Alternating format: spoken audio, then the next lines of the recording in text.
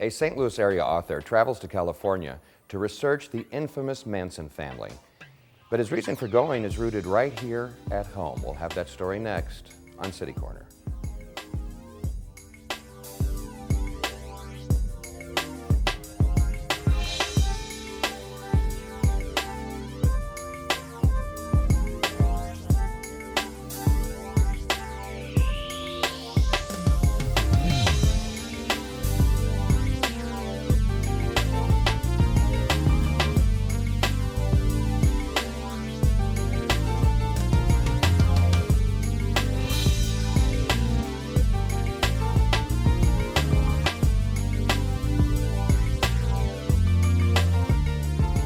And welcome to City Corner. It's been over 40 years since the Manson's family most famous case, the murder of pregnant actress Sharon Tate. Fred Pollard is a local author and blogger, and he's writing a book about that. Fred, welcome to the show. Thank you. Happy to be here. What makes a guy from the St. Louis area interested in the Manson family? Well, I actually have been interested in the case. I read the book when I was roughly 13.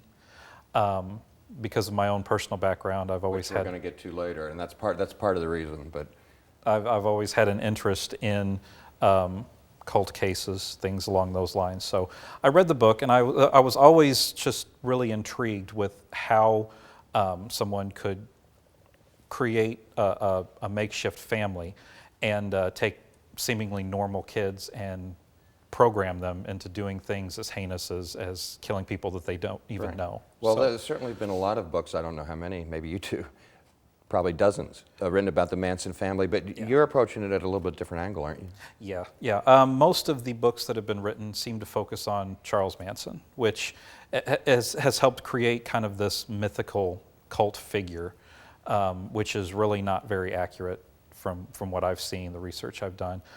My focus is more on my own experiences researching the case and also the former members of his group, where they are now, what happened to them in the years since, how they were able to move past the experiences that they had.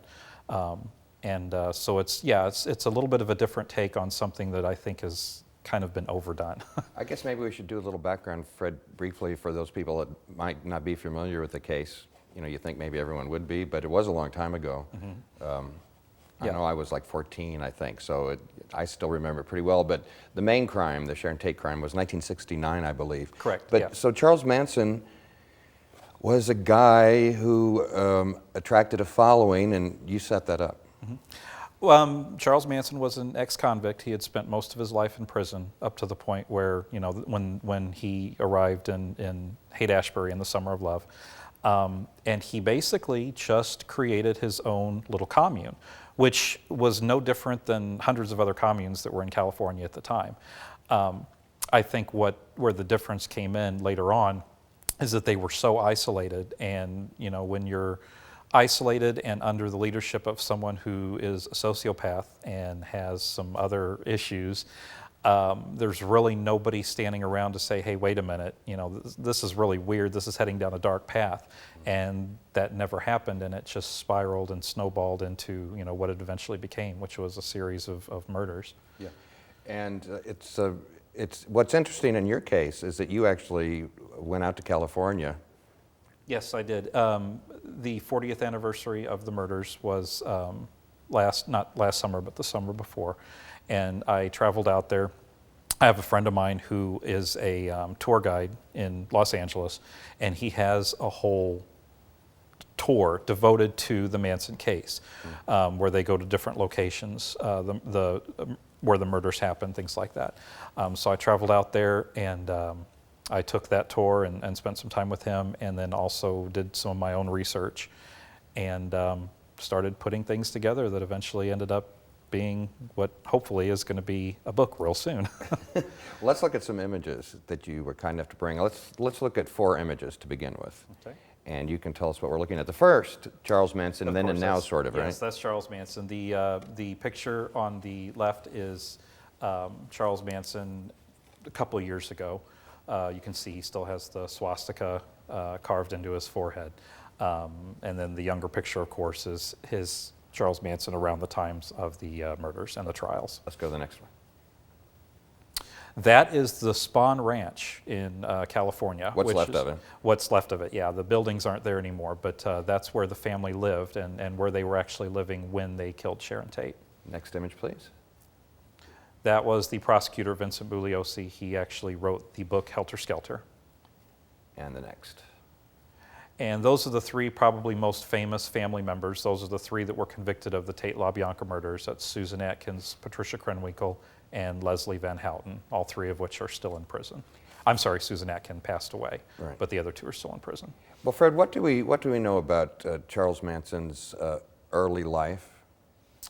He had a pretty dysfunctional early life. His mom was a prostitute. She lived with a succession of men that most of which physically or sexually abused Manson. He was kind of a unique figure in that throughout his childhood and young adulthood, he committed petty crimes, small-time crimes. Robbed a lot of grocery stores, things like well, that? Like forging checks, yeah, pimping, forced sodomy, things along those lines, but ended up being sentenced to incredibly overdone sentences. So that is how basically by the time he was 30, he had spent half his life in either prisons or boys' homes, reformatories, things along those lines, because he seemed to slip through the system as someone who committed minor offenses and received major maximum penalties for that. Let's take a look at 4 more images related to the Manson family. That is Bruce Davis. That is another member of the family that is currently in prison. I actually am in touch with him. He's assisting me with the book. That's just another family member. You can see the swastika carved in his forehead too. It's around the time of the trials. That's an image of Manson during the time of the trials. That is Dennis Wilson. He was the drummer for the Beach Boys, and the Manson family actually, before the murders, they actually lived with him for Yeah, that's a fascinating time. story. Tell me if what I read is correct.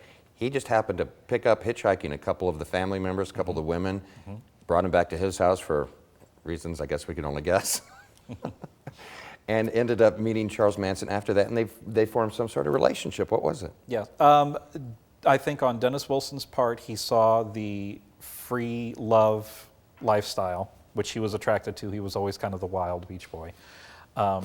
And he liked the women and the drugs.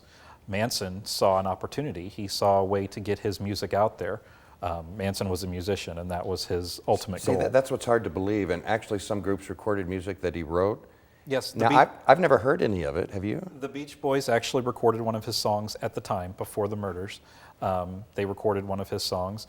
And then since then, Guns N' Roses has done one of his songs. There are several other bands that have. You know, when you think of Charles Manson, thinking that he wrote like a pop, upbeat song for the Beach Boys is really hard to believe.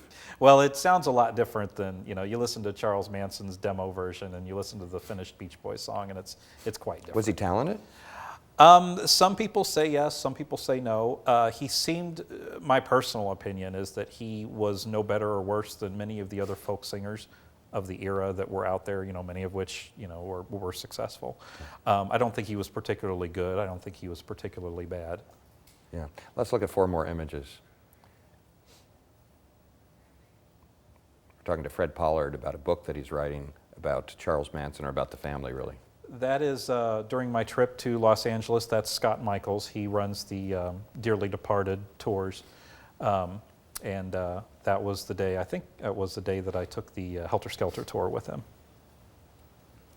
That is Patricia Krenwinkel. She's one of the main Tate LaBianca killers. That's her at the time of the trials, and her in prison, more recent picture. That was Linda Kasabian. She was along the night of both the Tate and LaBianca murders. She actually turned state's evidence, testified against the family. She never actually killed anyone and was granted immunity. And that is the El Coyote Mexican restaurant in Los Angeles, which is actually where Sharon Tate went for dinner right before she was killed. So it's gained kind of a mythical status in Los Angeles. A lot of people like to go and try to speculate where Sharon Tate sat during her last meal. Yeah, well, what was your experience like going there? Was it sort of, you're sort of obsessed with this case, if you don't mind me using that word. So I would think going there would be sort of eerie. The restaurant, well, I was there. I was meeting a bunch of people that were there to kind of acknowledge the 40th anniversary of the murders. The Spawn Ranch was actually where it got very eerie for me. Just realizing where I was standing, what had gone on there, who had been there. It was just a little unnerving. Plus, it's out in the middle of nowhere. It's very, very quiet. Yeah. We have some film that you took that we're going to show later of the site of the ranch, which is something. We were looking at some of the family members. Now, Charles Manson himself was never even accused of killing anyone, was he? He was complicit in one of the other murders, the murder of a ranch hand. He was actually present and basically directed the other family members what to do, how to kill him. But he was not along the night of the most famous murders, the Tate LaBianca murders. He sent the killers out, but he made sure he kept his hands clean. Yeah. You also mentioned a guy, was his name Bruce? One Bruce of the family Davis. members that you've actually been in contact. What's that story? I mean, he's actually returned your correspondence. Yes, yeah, we've actually been in touch. He and Leslie Van Houten are both unique cases to some extent. They both have been in prison for 40 years for participating in the murders. Neither one of them killed anyone. They both actually, at Manson's direction, they stabbed the bodies after they were dead. And the reasoning behind that was Manson wanted to make sure everyone involved got their hands dirty. So the argument that a lot of people have is that Leslie and Bruce should not still be in prison because they actually did not commit murders. Yeah, and one of the real interesting things too is, and I guess this is just craziness, but from what I understand, part of the reason that Charles Manson orchestrated these murders had to do with what he saw as like race riots, or yes, that's an ongoing controversy. I don't get the connection, but it's an ongoing controversy that's gone on for 40 years, and I don't think it's ever really going to be laid to rest. The prosecutor during the trials, the prosecutor said that the reasoning behind the murders was because Manson believed that it was his duty as the chosen prophet to start a race war between the blacks and the whites. Ultimately, he and the family would be the beneficiaries. They would end up being leaders of the world. Mm-hmm. Other family members have said that's not really the motivation behind the murders. And there's also some speculation that his father, Manson's father, may have been African American, which makes it all more bizarre. That's true. Well, we're talking with Fred Pollard about a book he's writing on the Manson family, and we're going to take a break. We'll be back right after this.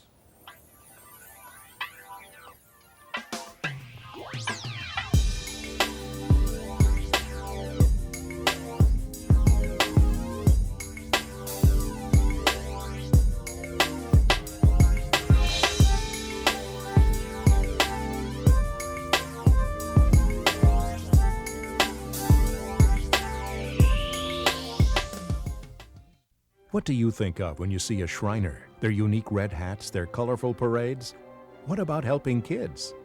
Shriners Hospitals offer some of the world's best orthopedic, spinal cord, and burn medical care to children totally free of charge. And they combine that care with innovative teaching and progressive research programs. Sure, the Shriners have a lot of fun, but helping kids is a part of that fun. If you know a child that they could help, call this number. Shriners, having fun and helping kids. More than half of the Earth's rainforests have been destroyed. The time to act is now. Go to the Arbor Day Foundation's website, arborday.org, and support rainforest rescue to protect the forests more precious than gold. Mom, Jimmy's sick again. You were always sick, too. Not like him. You don't remember. He keeps getting infections. He takes after you. If your child is repeatedly sick, it may be PI, primary immunodeficiency disease, a defect of the immune system. The only way to know is by testing. Mom, this isn't normal. It's normal. It's not normal. Talk to us about PI.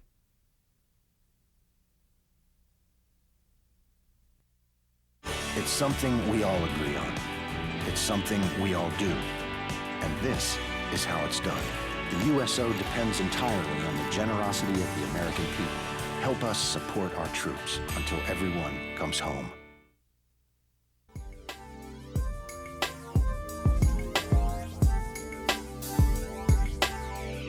We'll stand by. I'm Steve Potter, and welcome back to City Corner. We're talking to local author and blogger Fred Pollard about a book that he's writing about the Manson family. And Fred, do you have a working title at this point, or what are your thoughts along those lines? I've been kicking around a couple of ideas. The one I like the most right now is probably Legacy of the Haunted. Where does that come from? To me, it just seems to sum up the members of the family, including the ones that did not commit any of the crimes. They have a legacy that they continually have to be faced with, and their past haunts them, wherever they go, whatever they do. So. Well, let's talk just a moment about you, if we may, before we get back to researching the book. We have some fascinating photos and some video to watch also. You work as a newspaper reporter. Mm-hmm. You're a reporter and the business manager for the Alton Telegraph. Yes. And for the Telegraph, and then I also have a blogging site at Fredatorials, where I talk about retro pop culture, which is always something that has interested me. So. What was one of your more interesting recent columns? One that got blogs, a lot. I guess you don't call them columns, do you? One that got a lot of attention is where I compared the recent Walking Dead miniseries to the classic George Romero zombie movies. People seem to really, like that a lot. And then I also talked about the possibility of the discontinuation of Captain Crunch cereal, which that seemed to strike a nerve, and I got all kinds of feedback on that. You mean they still make it? They still make it. Is it still as bad as it always was? That's what started the whole controversy, is that it's supposedly the worst nutritional cereal for you. So. How do you like blogging compared to writing? If you're writing a business story for the Telegraph, I guess it's sort of cut and dry, and blogging's a whole different thing. Yes, to some extent it's cut and dry. I mean, I have a little bit of creative freedom with my writing, even, as a reporter, but with a blog it's different. You really get to be yourself. I think that's really the opportunity that people have to get to know who you are, and also to interact with you, so that I get to know more about what, my readers are like and what they like, don't like, Do you find that your people that respond to your blog are the same people that read you in print, or is it two different audiences? Sometimes, yeah. It just depends. There are people that follow blogs that aren't not really interested in, the more newspapery aspect of things. Back to the Manson family. Let's look at 4 more images Okay. Related to the Manson family and the Charles Manson case, Fred, and you can tell us what we're looking at. That's some members of the family during one of the trials. They would consistently disrupt the proceedings and try to make a mockery, basically, of the whole process. And he instructed them, and he sent them secret messages, didn't he? While he was. Yeah. They were so tight knit that he could ramble on, which he still does. He rambles on, and people think it's just gibberish. And he's actually a very bright man. He actually is able to communicate with people who are into his thing. And they can pick out little pieces of what he's saying and get the gist of a message that he's trying to get across. He doesn't want anybody else to know. Let's look at these next 3 images. That is Bobby Bouzoulet. He's another member of the family that's in prison for murder. I actually have corresponded with him as well. He is not able to work with me directly on my book, but he actually connected me with some really good research material. So. Okay. That's a picture of Sharon Tate. Of course, that's the most famous victim of the Manson family.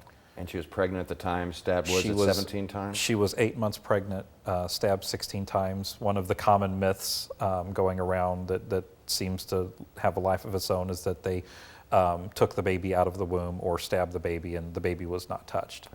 Okay, got another one here. That is actually the site of the Tate home.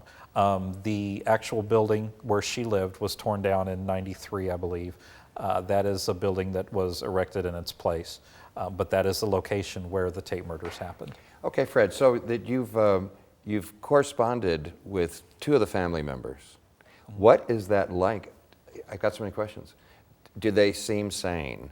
Do they make sense? Yeah. Do they seem regretful? What do you get from them? Most of the former family members, especially the ones in prison, it seemed that they swung from one end of the pendulum to the other.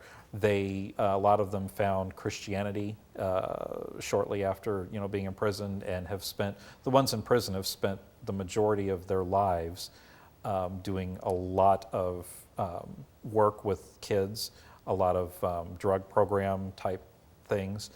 One former family member who was never in prison, he actually did a lot of touring of college campuses, talking about the dangers of cults, the dangers of drugs. So they seemed to kind of go to the other extreme.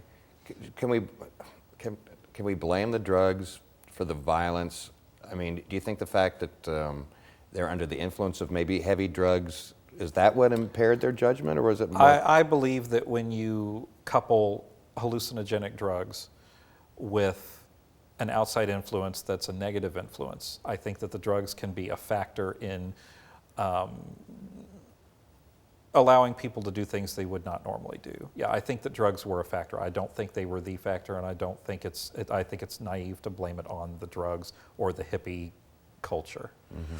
Let's look at the 3 more images involving the Charles Manson and the Manson family. We're talking with Fred Pollard, who's writing a book about the whole thing. That is Tex Watson. He is the member of the Manson family. Is probably the most notorious, as he was the main killer of the Tate LaBianca victims. And of all of them, he looks the most clean cut. And he was, before he was in the family, he was an all-American athlete, a good student in school, voted most likely to succeed. Really? Many of them were, in that position before they hooked up with Charles Manson. Okay. That is a home on Venice Beach where another, some people say murder, some people say suicide, a family member was actually shot in the head in that home. And several family members were present, and of course, when the police got there, they all had the same story and stuck to it, that he was playing Russian roulette, even though the gun was fully loaded. I think we've got one more. Yeah. And that is another building in Venice. It's actually one of the pagan religious buildings that pop up, in Venice quite often. And Manson was affiliated with the people that were involved in some satanic activity in that building. So the two most famous murders that the family is responsible for is the Sharon Tate and the LaBiancas. Mm-hmm. Now, there were other people at that house, Sharon Tate's house. Of course, she was married to, or maybe not married, but her... Yeah, they were married. Roman Polanski, the director. He was not there that evening, but No. some other people were. Yes. Her former boyfriend, Jay Sebring, who was a men's hairstylist, he was there, and then 2 of their friends, Abigail Folger, who was the heiress to the Folger Coffee Company, and her boyfriend, Wojciech Frykowski. And they were all murdered. They were all murdered. And the LaBiancas were who? The LaBiancas were just a couple, an average everyday couple that lived in the Los Angeles area. He owned grocery stores, and their house was more or less picked at random. Mm-hmm. Well, we have some video we're going to watch here. Now, this is the ranch. Span, am I pronouncing it? Spawn Ranch. Spawn Ranch. Mm-hmm. And originally, it was, what, a movie set? Yeah, it was a movie set. It was used a lot in old episodes of, Bonanza, Ponderosa, I'm trying to think of some of the other ones. There were several TV shows that would use the set as their backdrop. So there were all these buildings, and I think they were sort of run down, and so over the family just began to rent them, I guess? Well, the owner of the buildings he basically, at that point, he was mostly making money by having horseback riding there. Okay. Let's go to that video, Fred. Now, this is video, we're going to hear you talking. This is video that you took. Now, the buildings aren't there anymore, but you went to the actual site. Mm-hmm. And you're holding the camera and you're talking, and so why don't we just take a look at that now? Walking down to the site of the Spawn Ranch. It is definitely very quiet and very eerie here.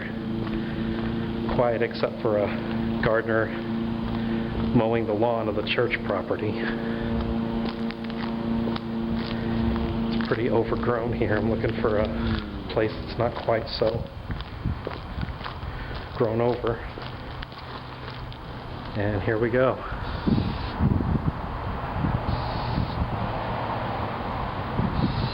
This is the Spawn Ranch, where, as Scott Michaels so eloquently puts it, all the crazy went down.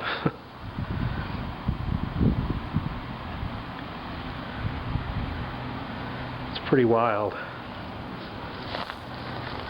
to be here. Didn't think I'd actually ever get to see this place for real. I think I'm right about where the buildings were. Right around here. If I'm in the right spot, right around here is where the gunroom was, where Manson sent the killers out.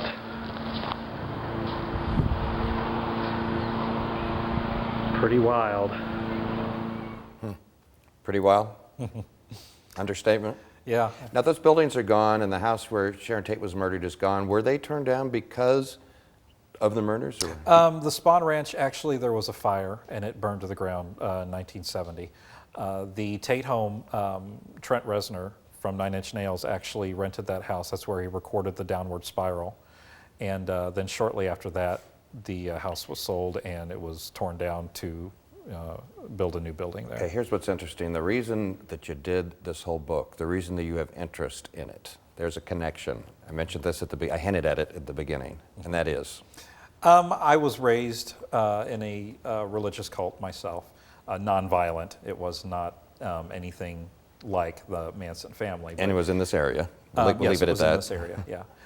And it's just kind of, I think I was able to relate to some of the former family members a little easier because I had gone through, in some ways, similar experiences. And that's why your book's focusing on the family members, because it's sort of the experience you went through. Of course, as you say, yours was not violent. How long were you in the cult that you were in? And it was a whole family thing with your parents and other relatives, right? Mm-hmm. Yeah, most of my family was involved. I was actually, I think, the first one to leave. I was about 16, but I was born into the group, yeah. Was that hard for you to leave, either emotionally or for other reasons? At the time, it was not hard to leave. The lasting impressions and the doubts that you have about if you left something that you should not have left, that goes on for a long, long time. It takes a long time to get that process kind of worked out in your head. And eventually, much later, the rest of your family sort of drifted away from the cult as well. Mm-hmm. Yes, yeah, they're all out of it now, so I'm happy to say. Is that something you talk about with them? Or? Yeah, somewhat. It's not really a taboo subject, but it's not really something that we need to talk about a lot either. It's just something in the past. All right. Well, any thoughts of when your book's going to come out? I know you're still working through it, but yeah, I'm hoping within a year to a year and a half to have the book completed and to be able to have a target date set. Well, Fred Pollard, thank you so much for sharing this story about, not your own personal story about being in a cult, and this fascinating research that you've done on the Manson family. It's been fun talking to you about it. All right, thank you. That's all the time we have for this edition of City Corner. I'm Steve Potter. Thanks for watching, and please join us again next time. Bye.